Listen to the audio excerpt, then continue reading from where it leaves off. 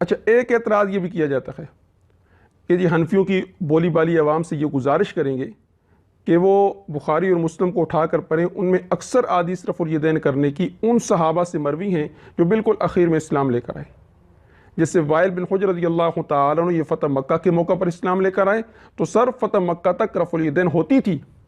بلکہ دوسری مرتبہ اسپیشل نبی اکرم صلی اللہ علیہ وسلم کی نماز کو دیکھنے کے لیے آئے تو سر فتح مکہ کے بعد بھی ہوتی تھی۔ اور سر میں حنفیوں کی بھولی عوام سے کہوں گا، خدا کے لیے بخاری مسلم میں آپ ذرا رفع الیدین کی حدیثیں پڑھیں،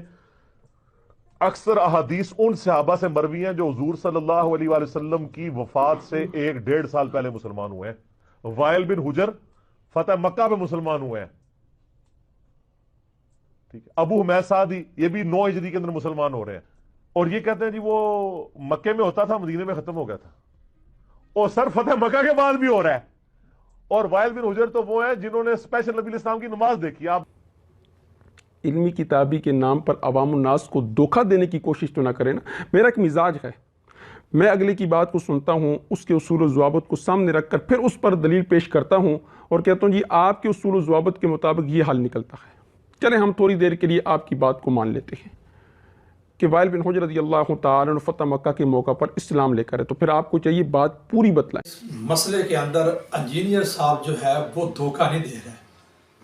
دھوکہ تو قوم کے ساتھ آپ کر رہے ہیں، قوم کے ساتھ فراڈ آپ نے کی ہے، بددیانتی آپ نے کی ہے، اور محمد رسول اللہ صلی اللہ علیہ وسلم کے دین کا انکار آپ نے کیا ہے، فرمان رسول صلی اللہ علیہ وسلم کا انکار آپ کر رہے ہیں۔ جب وائل بن حجر رضی اللہ تعالی عنہ سن 9 ہجری میں مسلمان ہوئے ہیں، البدایہ والنہایہ کے اندر امام ابن کثیر نے لکھا ہے 9 ہجری میں یہ دعوے سے کہہ رہا ہوں اللہ کی رحمت سے دنیا کا کوئی آدمی اس کا انکار نہیں کر سکتا کہ وائل بن حجر رضی اللہ تعالیٰ عنہ سن 9 ہجری میں مسلمان ہوئے، میں نے حوالہ دیا ہے۔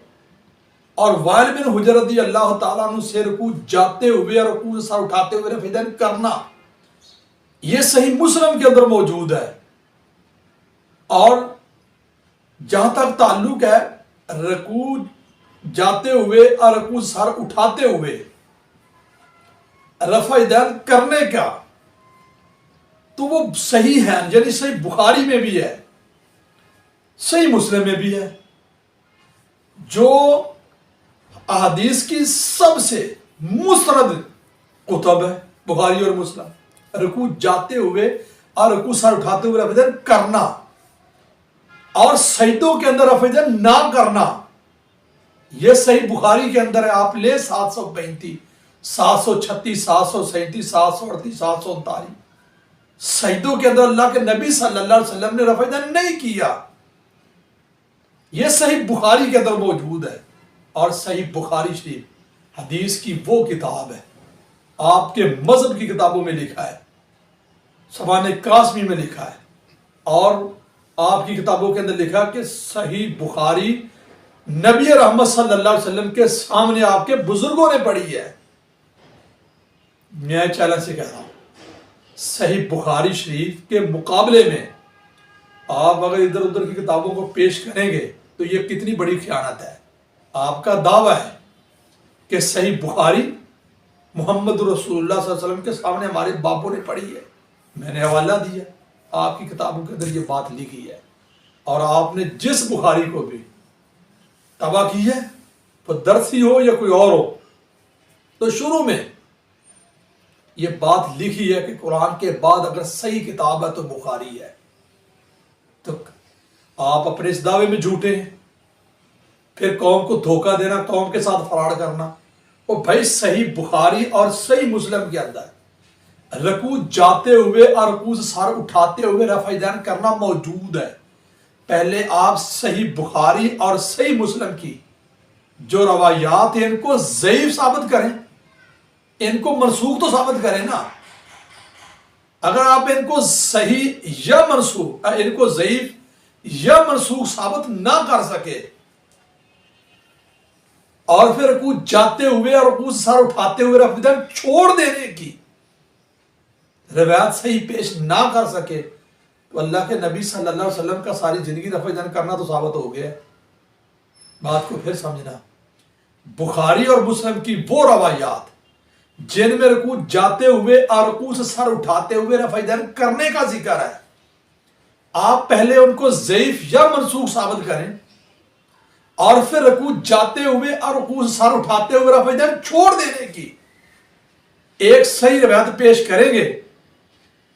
تو پھر آپ اپنے دعوے میں سچے ہیں۔ اگر آپ رکوع جاتے ہوئے اور رکوع سے سر اٹھاتے ہوئے رفع یدین چھوڑ دینے کی روایات پیش نہ کر سکے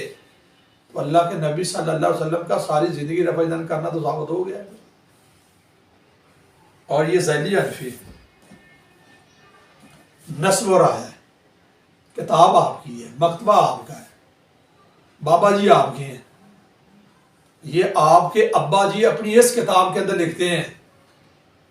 تیرے بابا جی ابن عمر رضی اللہ تعالیٰ کی روایت لائیں کہ اللہ کے نبی صلی اللہ علیہ وسلم نماز شروع کرنے کے وقت رفع یدین کرتے، رکوع جاتے ہوئے رفع یدین کرتے اور رکوع سے سر اٹھاتے ہوئے رفع یدین کرتے اور سجدوں میں رفع یدین نہیں کرتے تھے۔ یہ آپ کے گھر کی شہادت ہے۔ اپنے پیو دی گل مان لا مولانا صاحب، ابا تیرا کہہ رہا ہے سجدے چ نہیں کرتے اللہ دے نبی صلی اللہ علیہ وسلم روایت لائے ہیں اور تو سجدے دی روایتاں پیش کر رہا اپنے پیو دی تے مان، اور مولوی تو اپنے پیو دا بھی انکار کرن دیا۔ اور آگے لکھتے ہیں کہ نبی کائنات صلی اللہ علیہ وسلم نے فما زالت تلک صلاتہ حتی لاقی اللہ، ہمیشہ رفع یدین کے ساتھ نماز پڑھی آپ اللہ کو جا ملے۔ ہو گیا نا ہمیشہ رفع یدین کرنا۔ آپ کہیں کہ ساڈے پیو نے اپنی کتاب سے گال نہیں لکھی، کار تو اپنے بابا جی کا انکار۔ میرا یہ چیلنج ہے، دنیا کا کوئی آدمی میرے سوالے کو غلط ثابت کرے کہ سجدوں میں رفع یدین نہ کرنا اللہ کے نبی صلی اللہ علیہ وسلم سے تیرے ابے نے لکھے اور ہمیشہ رفع یدین کرنا رکوع جاتے ہوئے رکوع سر اٹھاتے ہوئے اللہ کے نبی صلی اللہ علیہ وسلم کا کرنا وفات تک تیرے ابے نے لکھے، کار انکار اس کا تو۔ اور دوسرا تیرا بابا یہ موتا امام محمد ہے۔ امام محمد امام ابو حنیفہ کی کمیٹی کے رکن عظیم تھے، لسان عرب کے آپ کے بقول ماہر تھے۔ لکھتے ہیں کہ عبداللہ بن عمر رضی اللہ عنہ فرماتے ہیں کہ اللہ کے نبی صلی اللہ علیہ وسلم رکوع جاتے ہوئے اور رکوع سر اٹھاتے ہوئے رفع یدین کرتے۔ اور پھر آگے یہ بھی لائیں 100 نمبر پورا روایت کا کہ عبداللہ بن عمر رضی اللہ عنہ خود بھی جب نماز شروع کرتے رفع یدین کرتے، جب رکوع میں جاتے رفع یدین کرتے، جب رکوع سے سر اٹھاتے اس وقت بھی رفع یدین کرتے۔ یہ ہوتا ہے امام محمد کے اندر، اب تیرے پیو نے لکھے۔ اور عبداللہ بن عمر رضی اللہ عنہ کا عمل ان کا اپنا صحیح بخاری کی 735 نمبر حدیث بھی ہے، کار اپنے بابے دا انکار۔ کون فیصلہ کر لے گی؟ خیانت کون کر رہا ہے، دھوکہ کون دے رہا ہے، فراڈ کون کر رہا ہے؟ میں نے حوالے دی اللہ کی رحمت سے۔ میرا یہ چیلنج ہے کہ اس دھرتی پہ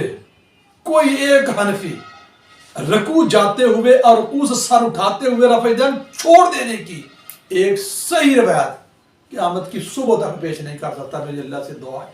اللہ قوم کو صحیح معنوں میں کتاب و سنت پہ عمل کی توفیق عطا فرمائے، اور علماء سو سے قوم کو اللہ اپنی رحمت سے محفوظ فرمائے۔